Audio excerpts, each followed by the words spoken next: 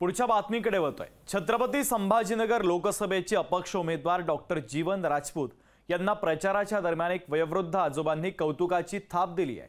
लोकसभेत उभा राहताना एवढा शिकलेला उमेदवार मी माझ्या आयुष्यामध्ये आतापर्यंत पाहिला नव्हता असे गौरवोद्गार या आजोबांनी काढलेले आहेत। तसंच जातीपातीच्या नावावर राजकारण करू नका, विकासाच्या नावावर लोक मला निवडून देतील असा विश्वास डॉक्टर जीवन राजपूत यांनी व्यक्त केला आहे।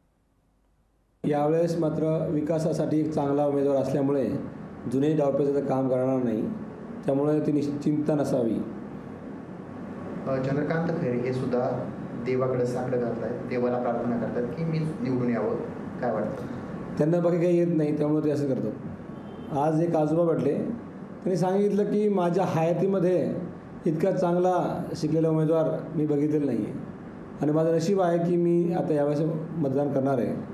मला असं वाटलं होतं आतापर्यंत की पूर्ण युवा बरोबर आहे, ते तर आहेच नक्की, परंतु असे 60, 70, 80 वर्षाचे जे आशीर्वाद देणारे मतदार माझ्याबरोबर आहे, त्यामुळं ही जी निवडणूक आहे ती निश्चितपणे विजयी होणार आहे, त्यात काही आता शंका राहिलेली नाही। मला काल थोडंसं फ्लॅशबॅक म्हणतो आपण की आठवलं की 70 वर्षामध्ये इथल्या लोकांनी अशा लोकांसाठी काहीच केलेलं नाही।